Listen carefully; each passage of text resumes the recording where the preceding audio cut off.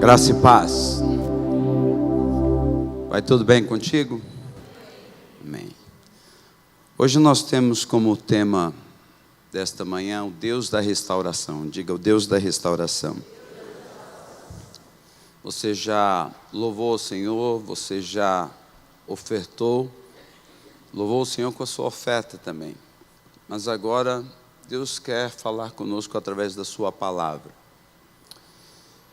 Quando nós falamos essa palavra restauração, recentemente nós tivemos aquele incêndio na Catedral de Notre Dame e o mundo se mobilizou, levantando recursos para restaurar a Catedral. A previsão é que demore de 10 a 20 anos para ela ser restaurada. Se fosse uma construção normal, 6 meses faria. Mas o que é a restauração? É devolver ao estado original. E quando a gente pensa exatamente nisso, sobre devolver ao estado original, Deus, na sua infinita graça e misericórdia, Ele traçou um plano para devolver o homem ao estado original. E esse plano que Deus traçou aconteceu exatamente quando Adão pecou. Lá no Jardim do Éden, quando Adão peca, e o homem então perde esse estado original, o estado onde Deus o criou, para que ele pudesse ter um relacionamento perfeito com Deus Pai, ele perde isso, e ali mesmo Deus já lança uma profecia que da semente da mulher nasceria aquele que esmagaria a cabeça da serpente.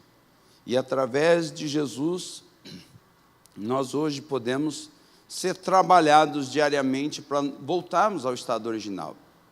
Quando Jesus veio à terra, Jesus pegou e, falando com os discípulos no momento que estava muito próximo da sua morte, e ele começa a trazer um discurso ali no Evangelho de João, e ele diz: se eu não for, o Consolador não virá. E ele falando ali a palavra consolador, paracletos no grego, que significa exatamente consolador, que é a figura do Espírito Santo. Então, o Espírito Santo é o agente que trabalha na minha vida, na sua vida, todos os dias, para nos devolver ao estado original. No Antigo Testamento nós temos um tipo do Espírito Santo que é Neemias. O nome Neemias significa aquele que Deus consola, ou aquele que consola. E é um tipo do Espírito Santo.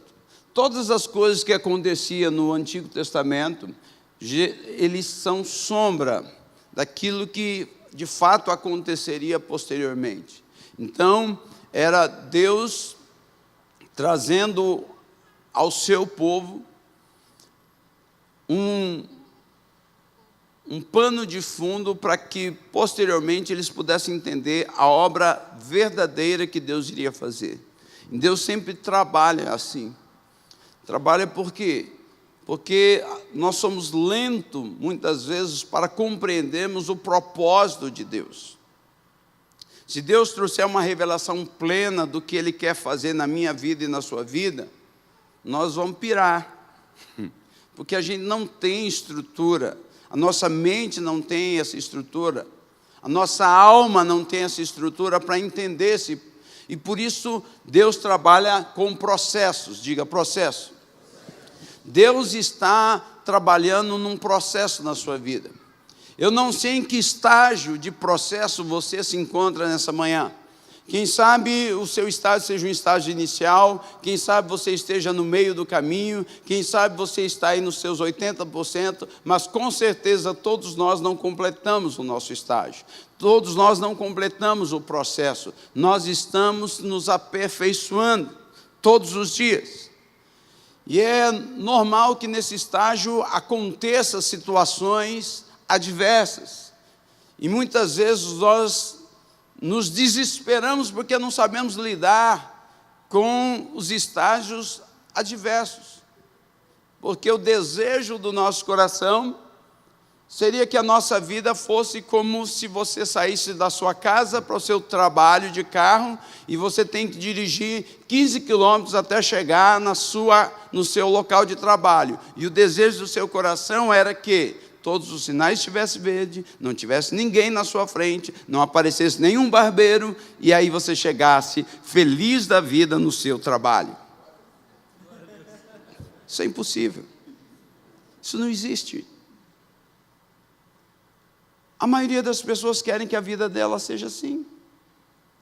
Mas isso não acontece. Entenda uma coisa, somos imperfeitos. E existe um Deus perfeito que habita dentro de nós, o Espírito Santo.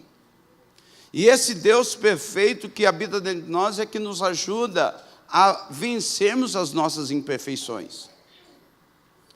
Se você olhar como você chegou e como você está hoje, você pode ver que você melhorou um pouco. Sim ou não? Porque se você não melhorou... Aleluia! Todos nós melhoramos. Todos nós estamos sendo restaurados. E nós vamos aprender um pouquinho com a vida de Neemias hoje. Quem era Neemias? Neemias era copeiro do rei. Ele aparece na Bíblia com essa função. Ser copeiro do rei era uma função de extrema confiança. Um copeiro do rei era um escudeiro do rei. Aquele que experimentava todas as comidas que eram servidas para o rei. Porque ele estava ali, não era simplesmente experimentando, ele era aquele que fiscalizava todo o processo. Ele ia fiscalizar tudo o que faziam de comida. Então ele estava ali, a todo momento, cuidando. Era o chefe de cozinha, onde ele estava ali cuidando de todo o processo, vendo quem trabalhava, contratava as pessoas que iam trabalhar na cozinha. Ele tinha toda uma função exatamente porque para que a comida não viesse envenenada e matasse o rei. Então a função dele era uma função de extrema confiança na corte do rei. Então ele era aquela pessoa que o rei estava depositando toda a sua vida na vida daquele homem, porque se aquele homem falhasse, o rei morreria. Então, teria que ser alguém de extrema confiança. Só que Neemias, ele estava, nesse período, servindo um rei pagão. Ele, sendo judeu, de nascimento, estava cativo. O povo dele foi levado cativo para a Babilônia. A Babilônia perdeu a guerra e depois vieram os Medos e Persas, que era exatamente nesse período, onde os Medos e Persas estão ali dominando agora o mundo da época. E a nação de Israel havia se espalhado no mundo e grande parte estava ali na capital do mundo da época. E Neemias, ele galga esse cargo tão importante e hoje está lá no palácio, cumprindo essa função.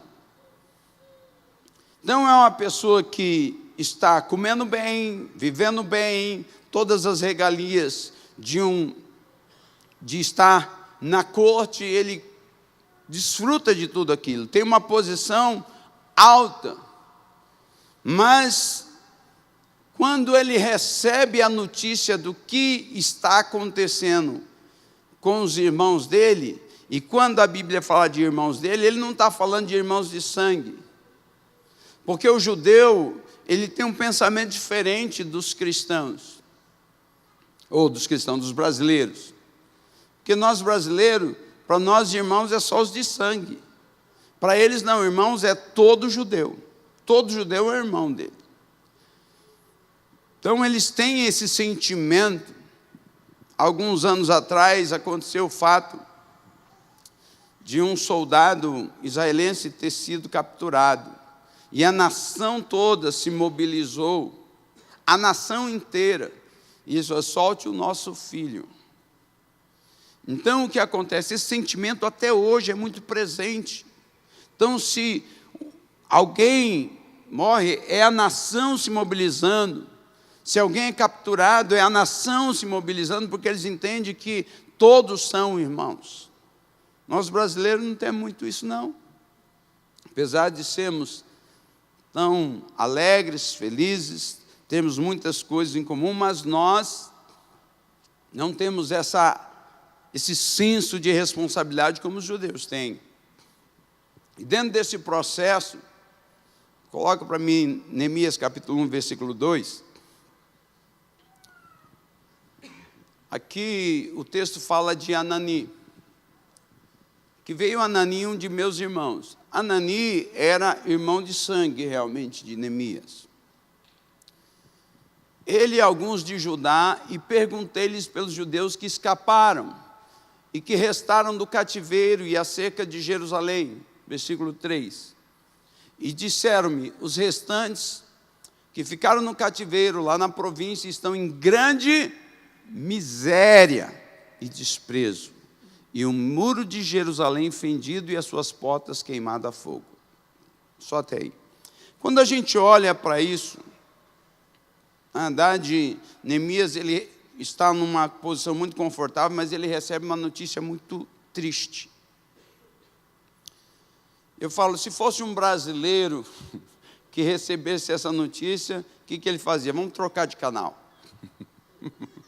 Vamos assistir outra coisa que só tem coisa ruim acontecendo no mundo. Mas não foi isso que aconteceu com Neemias. Ele estava numa posição confortável. E quando a gente olha para a palavra compaixão,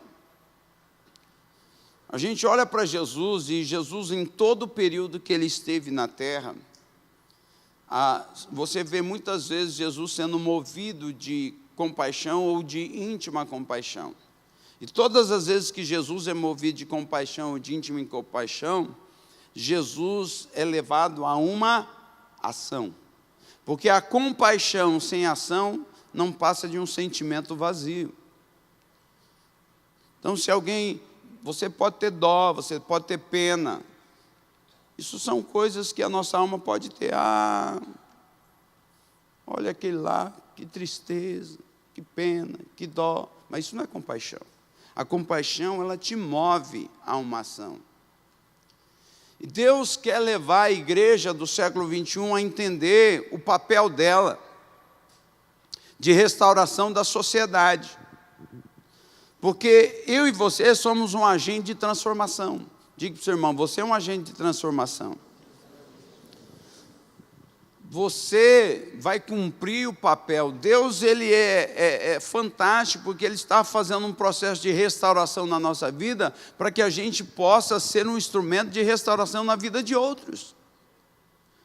E isso vai sendo um processo contínuo.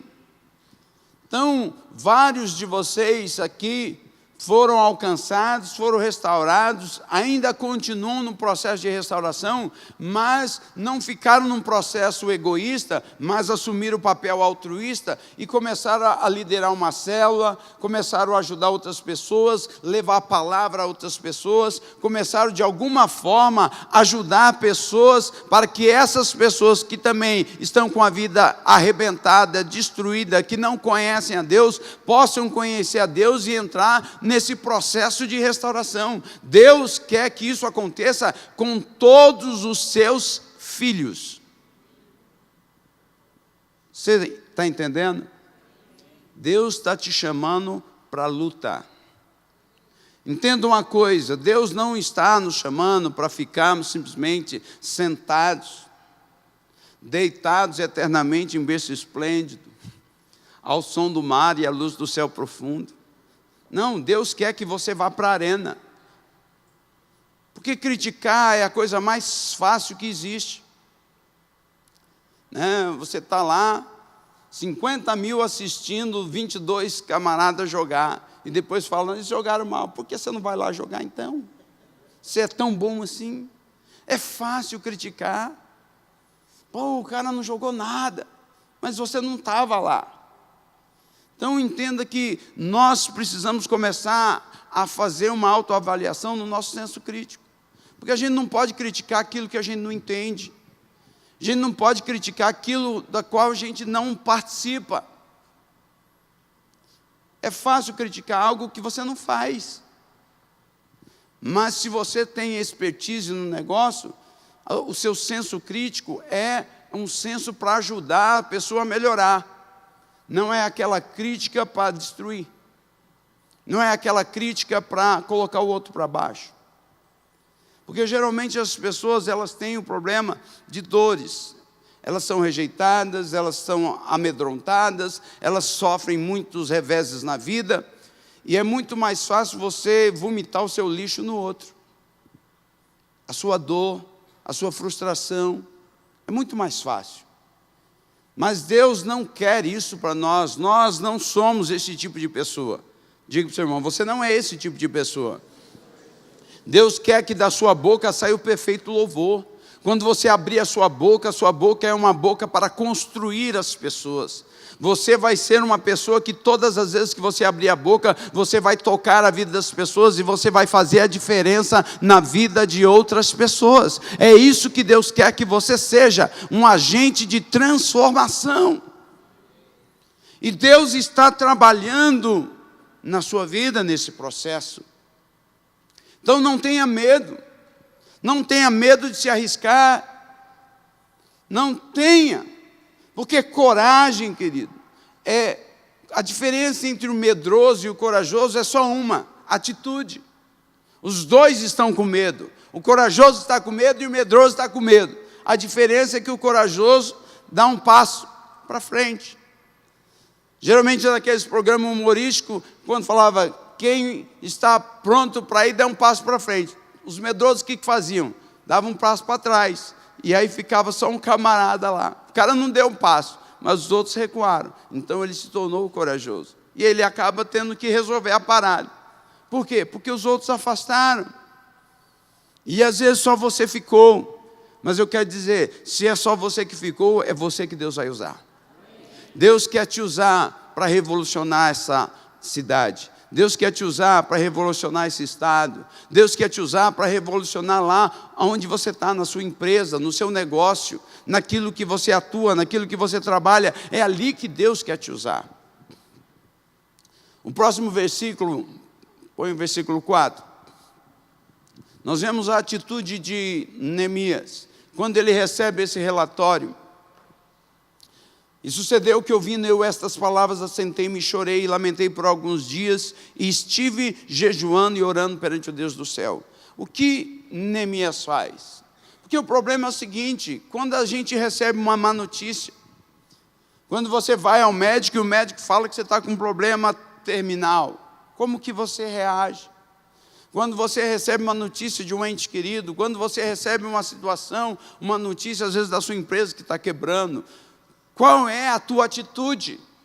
Como você reage? Tem muita gente que fica se lamentando, chorando, reclamando. Eu sou azarado mesmo. Só acontece isso comigo. E muita gente às vezes fica se lamentando, chorando, reclamando da sorte. Entenda uma coisa, você é autor da sua história. Deuteronômio 30:19. Deus chega e fala para a nação de Israel: os céus e a terra tomam como testemunha hoje. O céu e a terra tomam como testemunha hoje. Que eu te propus a vida e a morte, a bênção e a maldição. Isso quer dizer, o que Deus está falando? Você tem uma escolha. Fala para o seu irmão, você tem uma escolha. Sempre eu e você podemos escolher. Nós podemos escolher ficar sentados, chorando, lamentando, reclamando da sorte e falando: Deus se esqueceu de mim, o meu irmão esqueceu de mim, ninguém na célula liga para mim, olha como que eu estou. Tem muita gente que vive, às vezes, se lamentando e achando sempre que ele é o patinho feio. Mas entenda que Deus, Ele não esquece de você. Ele diz que ainda que a tua mãe e o teu pai se esquecerem de você, Ele jamais vai se esquecer de você. Deus jamais se esquece de você. Deus, Ele te ama, Ele conhece o teu coração, Ele sabe. Mas aqui o choro de Neemias não é o choro de que eu não sei o que fazer. O choro dele é buscando solução. Ele está triste com a situação? Sim, ele está triste com a situação, mas ele faz algo, ele vai diante de Deus, ele vai buscar a solução diante de Deus. E nesse processo todo, ele vai buscando isso diante de Deus, vai orando. E aí ele entende algo. Neemias, ele entende que tudo que está acontecendo é resultado de uma coisa: pecado. Diga pecado. Neemias, ele entende que a nação de Israel está naquela situação, porque Nabucodonosor, em 587 a.C., ele invade Jerusalém e destrói Jerusalém, toca fogo na cidade, queima as portas, destrói os muros, ele arrebenta com a cidade. E só quem ficou lá foi a ralé, a pobreza, as pessoas que não tinham condições de sobreviver. Esse foi o povo que ficou lá. E já se passaram muitos anos depois desse fato. E aí Deus levanta Neemias. Deus levanta Neemias como alguém que vai intervir em favor do povo. Entenda uma coisa, Mike Murdock diz que quando Deus quer te abençoar, Ele vai levantar alguém. Mas Satanás também, quando quer te destruir, ele vai levantar alguém. Então, tudo que Deus faz na terra, Ele faz através de alguém, porque isso chama-se legalidade. Deus não é um Deus que trabalha na ilegalidade. Deus trabalha sempre na legalidade. Para Ele alcançar e abençoar a sua vida, Ele vai usar alguém. Ele vai usar alguém de carne e osso. Uma pessoa que pode ser uma pessoa que você conhece ou não, uma pessoa de perto ou de longe, mas Deus vai usar alguém. Para quê? Para abrir os teus olhos, às vezes para você enxergar aquilo que você não enxerga. Mas também Satanás, quando ele quer te destruir, ele vai usar alguém. Isso fala de legalidade. Por isso é necessário você ter discernimento espiritual, para saber quem está próximo de você, se você pode contar com essa pessoa ou não. Então isso é muito importante. Diga para o seu irmão, isso é muito importante. Então, Neemias, ele entende que existe algo que está impedindo esse processo. E ele entende então que é o pecado. E aí o que ele faz? Ele vai diante de Deus confessar o pecado. No capítulo 1, após esse versículo, você vai vendo ele confessar. Ele vai confessando cada um dos pecados e falando: olha, os nossos antepassados pecaram. Acho que é o versículo 7. Coloque aí para mim, por favor. Versículo 6. Estejam, pois, atentos os teus ouvidos e os teus olhos abertos para ouvires a oração do teu servo, que eu hoje faço perante ti, dia e noite, pelos filhos de Israel, teus servos, e faço confissão pelo pecado dos filhos de Israel, que temos cometido contra ti. Também eu e a casa de meu pai pecamos. E ele vai descrevendo uma oração ali, falando exatamente disso, o pecado. E é interessante que ele não se exclui. Ele diz: eu e a casa de meu pai pecamos. O pecado, ele traz o quê? A calamidade. E a calamidade traz o quê? O julgamento. Diga, pecado traz a calamidade. E a calamidade traz julgamento. Mas a confissão, ela gera arrependimento, e o arrependimento gera restauração. Por isso que lá em João 1 João 1,9 diz: se confessarmos os nossos pecados, Ele é fiel e justo para perdoar os nossos pecados e nos purificar de toda injustiça. Então Deus é poderoso para nos perdoar. Então o pecado, ele leva você a uma destruição e o juízo divino vem sobre você. Mas quando há um arrependimento verdadeiro, quando você confessa, você se arrepende, o processo de restauração, ele começa na sua vida. Exatamente quando você se arrependeu, aceitou Jesus como Senhor, começou um processo de restauração na sua vida. Não importa se você tinha 10, 15, 20, 30, 40, 50 anos ou 60.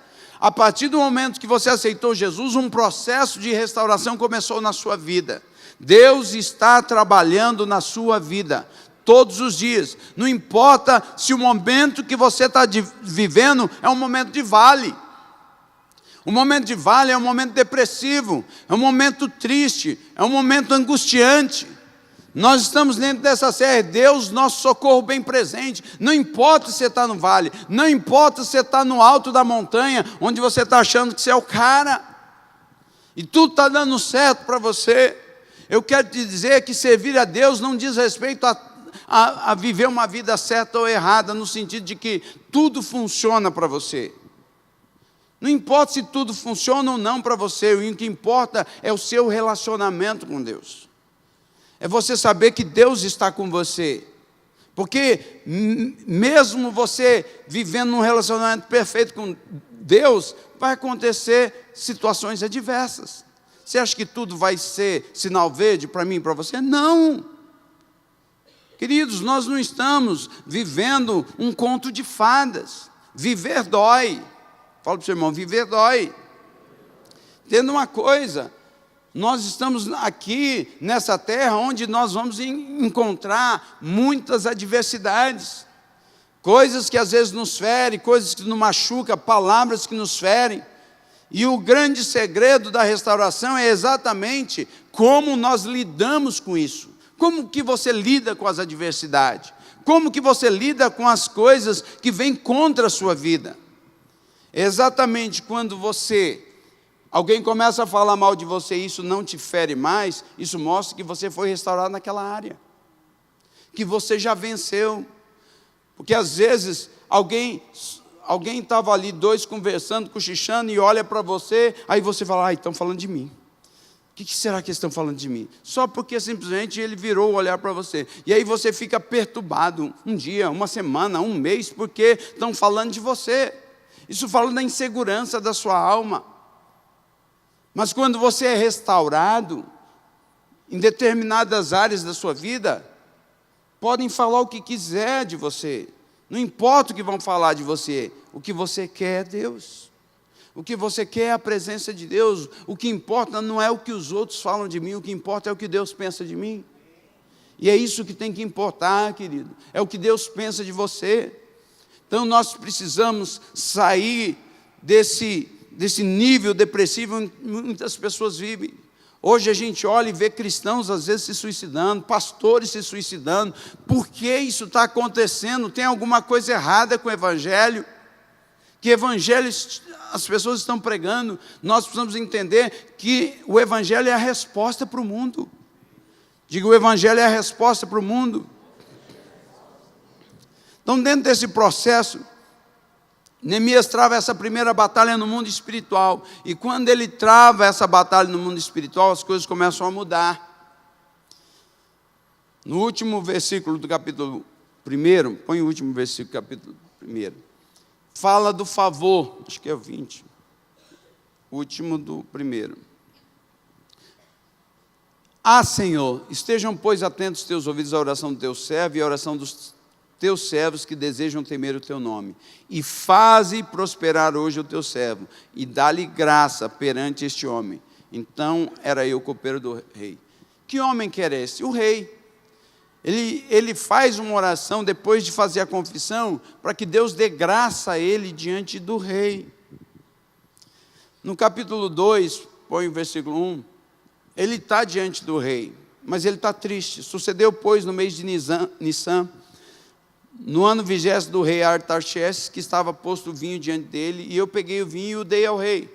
Porém, eu nunca estivera triste diante dele. Olha só isso. Nunca ele estivera triste. Querido, quando você tem uma tristeza na sua alma, você não esconde. Você pode sorrir, o seu sorriso é amarelo. Você já viu aquele sorriso amarelo? Né? Você está rindo assim, mas ele é muito curto. Porque a sua alma está angustiada. A sua alma está ali sendo prensada, sendo esmagada por situações, circunstâncias que você não tem controle. Você sabe qual é o maior medo de todo ser humano? É não ter o controle. E eu quero te dizer uma coisa, a vida cristã é uma vida onde você não tem o controle. O controle está na mão do teu Senhor. Jesus controla a minha vida e a sua. Então, bem-vindo à emoção para valer. Você se torna exatamente uma pessoa que vai viver emoções todos os dias. Quando você aprende a colocar o controle na mão dele, é fácil? Sim ou não? Não, não é fácil, mas é possível. Diga, é possível. Então, o que nós precisamos fazer é começar a entregar o controle na mão de Deus. Deus sabe mais do que você, sim ou não? Quantos têm certeza disso? E por que você não entrega o controle? Você não tem certeza. Se você tiver, você te entregue. Então, você vê como nós enganamos a nós mesmos. Não, eu tenho certeza que Deus sabe melhor do que eu, mas eu não entrego o controle para Ele. A maior crise da minha vida foi o Salmo 37. Entrega o teu caminho ao Senhor. Confia nele e Ele tudo fará. Meu irmão, quando Deus começou a trabalhar na minha vida sobre foram 6 meses de crise. E naquela época, o entregar era porque Deus estava falando, eu quero te usar. Eu quero te levar a ser um pastor.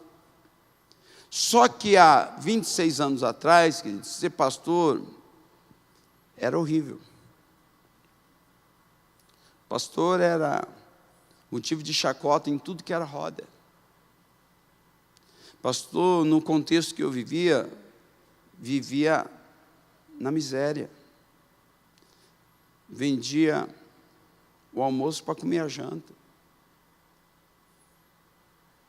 Vivia uma situação caótica. E Deus começa a falar e eu estou na crise, meu irmão. Eu falo assim, Deus, o Senhor não me ama. O Senhor vai me fazer sofrer. Olha o que está acontecendo com esse pastor. É isso que o Senhor quer para mim. E foi uma crise. E Deus falando e eu resistindo. Deus falando e eu resistindo. Eu não sei se você já passou por isso. Em alguma área. Mas com certeza muitos aqui já passaram. Onde Deus pede algo para você e você não quer abrir mão. Quem sabe você está vivendo exatamente nesse momento onde Deus está pedindo algo para você, mas você não quer abrir mão. Você acha que foi fácil para Abraão abrir mão de Isaac? Os 3 piores dias na vida de Abraão foi aqueles 3 dias que ele teve que caminhar até o Monte Moriá. Eu fico pensando que dor, em 3 dias de dor, pensando que ele teria que sacrificar o filho. E nesse processo, Deus trabalhando uma restauração completa na vida de Abraão. Muitas vezes você está nesse processo, quem sabe você está indo para o Monte Moriá, você está indo para o Monte do Sacrifício, mas saiba que o Jeová Jireh vai aparecer, o Deus que provê tudo vai aparecer e vai vir em teu auxílio, em teu socorro. Deus nunca vai te desamparar. Ele sabe o que é melhor para mim e para você. E aí o que aconteceu? Um dia eu falei, tá bom Deus, se é para sofrer, se é para passar fome. E aí chorando eu me derramei perante Ele, falei, usa-me. O problema nosso é que a gente não sabe o final da história. Esse é o nosso problema. A gente sempre pensa que o final da história está relacionado aos nossos traumas, às nossas feridas, aos conceitos equivocados que nós temos hoje no presente. E é por isso que nós não abrimos mão do controle e não entregamos para Deus. Deus quer te restaurar por completo. Deus quer fazer uma obra linda na sua vida. Mas você precisa abrir mão do controle. Abra mão do controle. Porque quando você abre mão do controle, sabe o que acontece? O favor de Deus vem na tua direção. É interessante que Neemias fala, eu nunca tive triste, mas ele não conseguia controlar. Ele abriu mão do controle, porque por mais que ele estivesse passando situações, ele sempre estava sorrindo. Mas ele chega no momento onde ele não tem o controle. A alma dele está tão angustiada que o rei percebe. E quando o rei percebe, ele fica apavorado. Por quê? Porque um copeiro não poderia comparecer perante o rei triste. E aí ele está nessa situação, está nessa encruzilhada. Mas o que acontece? Vamos ler o texto. Versículo 2. Continuar. E o rei me disse: por que está triste o teu rosto? Pois não estás doente. Não é isso, senão tristeza de coração. Então temi sobremaneira. O rei percebeu, viu que havia algo diferente nele. Próximo. E disse ao rei: viva, ó rei, para sempre. Como não estaria triste o meu rosto, estando na cidade, o lugar do sepulcro de meus pais, assolado e tendo sido consumido as suas portas a fogo. Próximo. E o rei me disse: que me pedes agora? Então orei ao Deus do céu. Ao rei estende o cetro diante dele. Estende o favor. O que você quer? Me pede agora. Eu quero te dizer que o Rei dos Reis está aqui, meu. Ele já estendeu o cetro dele em tua direção. E ele está dizendo: o que você quer, meu filho? O que você quer que Deus faça em teu favor? Deus está no seu santo templo, cale-se diante dele toda a terra. Abacuque 2:20. Eu falei disso semana passada. Deus está no controle de todas as coisas. Então ele está dizendo assim: o que você precisa? Existe alguma coisa difícil para Deus? Existe? Sim ou não?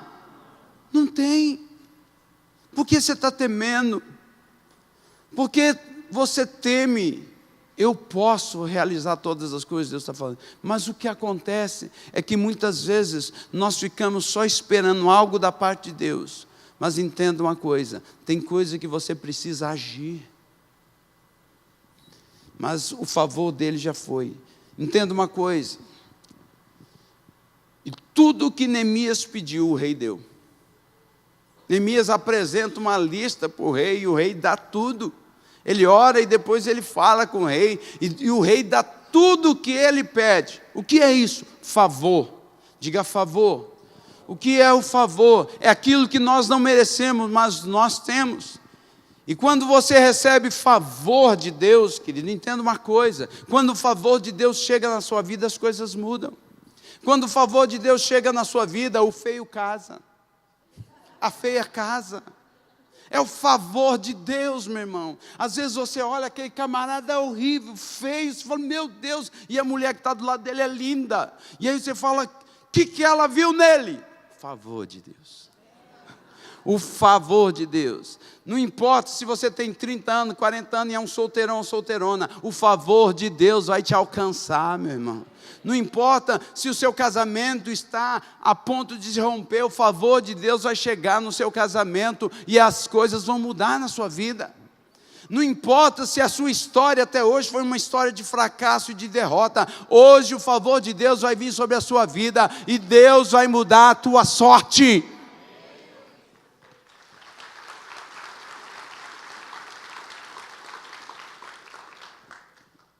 Deus quer mudar a nossa sorte todos os dias. E esse favor faz com que ele peça, e tudo o que ele pede, Deus dá. Ele pede cartas para ele poder passar por todos os lugares difíceis que ele ia passar, e ele chega até o destino dele. E quando ele chega no destino dele, que ele chega lá em Jerusalém, ele contempla com os olhos dele realmente aquilo que o irmão dele já havia dado. Ele constata que aquilo é verdade. Mas ele é um estrategista. O Espírito Santo é um estrategista dentro de você. Muitas vezes ele está direcionando para um caminho que você fala: eu não sei onde eu estou. Não sei o que está acontecendo comigo. O que Deus quer? Eu quero te dizer que Deus quer te levar para um outro nível. Fala para o seu irmão: Deus quer te levar para um outro nível. E aí dentro desse processo, então, o Espírito Santo ele vai te conduzindo para outro nível. Entenda algo: quando o favor de Deus vem sobre a nossa vida, Isso não quer dizer que você não vai ter problema. Isso não quer dizer que as coisas vão funcionar 100% perfeito sobre você. O favor de Deus veio sobre a vida de Paulo. Mas um dia Paulo chega lá em 2 Coríntios 12. Ele chega e fala: Deus, eu não aguento mais esse espinho na carne, tira de mim. E ele diz que orou 3 vezes a Deus pedindo que Deus tirasse. E o que Deus disse: a minha graça te basta, porque o meu poder se aperfeiçoa na fraqueza. O que é a graça? É o favor. O meu favor te basta. Porque é o favor de Deus que nos faz suportar os momentos difíceis. É essa graça de Deus que nos faz enfrentar leões, que nos faz enfrentar ursos, que nos faz passar por situações. Quem já não passou por situações? Se eu fosse narrar aqui situações difíceis que eu passei, queridos, dá um livro. Mas quantas vezes em meio às crises eu estava aqui louvando a Deus. E eu olho hoje para trás e falo: como que eu aguentei? Como que eu consegui? Foi a graça de Deus, o favor de Deus. É o favor de Deus na minha vida e na sua vida que vai fazer você avançar e crescer. Então entenda, o que nós precisamos para sermos restaurados e plenos é o favor de Deus. Que o favor de Deus nos alcance todos os dias, para nós cumprirmos o propósito. Neemias então ele faz uma inspeção, e depois de ver que tudo aquilo que ali havia constatado era verdade, ele começa um processo, convoca o povo, fala: vamos restaurar os muros. Ele sofreu intimidação, Neemias sofreu terrorismo emocional, psicológico. De todas as formas, os inimigos tentaram impedir que a obra continuasse. Por quê? Porque ele decidiu que ele ia reconstruir os muros da cidade. E o que eram os muros da cidade? Hoje nós colocamos muros nas nossas casas, e o muro é um sinal de proteção. Naquele tempo as casas não tinham muro. O muro quem tinha era a cidade. Os muros podem subir. O que tinha proteção era a cidade. As casas não tinham muro. As pessoas se relacionavam perfeitamente. Mas uma cidade que não tinha muro era uma cidade fácil para ser assaltada, roubada, destruída. Então ele se comove e ele começa a restauração dos muros. Ele começa a levantar os muros. E a Bíblia diz que em 52 dias, ele reconstruiu todos os muros. Entenda uma coisa, nós no ano temos 52 semanas. Eu quero te dizer que todo ano Deus está reconstruindo o seu muro. Todo dia Deus está trabalhando, o Espírito Santo está trabalhando na sua vida para reconstruir. E quando você chega ao final de um ano, meu irmão, muitas coisas que você nem imagina foram reconstruídas na sua vida. Deus, Ele vai continuar reconstruindo, mas Ele reconstrói com um propósito. Ele reconstrói os muros na sua vida para que você seja um agente de transformação, para que você seja um canal de bênção na vida de outras pessoas. É essa visão apostólica que Deus tem dado ao nosso apóstolo. Irmos até os confins da terra. Deus quer te usar ali onde Deus tem te plantado, no local de trabalho onde Deus te plantou, no bairro onde você mora, aonde você está, Deus quer te usar. E a única coisa que você tem que falar: Senhor, usa-me. Usa-me, eu quero ser esse agente. Porque eu quero te dizer uma coisa, uma das coisas mais fantásticas que Deus faz na nossa vida é quando a gente está passando por aquela situação muito difícil. Comigo, com os pastores, com os líderes, deve ter acontecido muitas vezes. Que você está assim naquele dia que você não quer ver ninguém, que você não quer atender ninguém, de repente alguém liga: pastor, preciso da sua ajuda. E aí você não quer, mas você vai lá e atende. E aí você começa a ministrar sobre aquela pessoa. E aí você começa a falar com aquela pessoa. E Deus está usando a sua boca para falar com você mesmo. Deus tem um senso de humor fantástico. E quando termina aquele atendimento, a pessoa está curada e você também. Deus é assim, querido. Por isso, para de ficar lamentando. Se levanta, se erga e fala: a partir de hoje eu quero ser um agente para transformar a vida de outras pessoas. Vamos nos colocar em pé.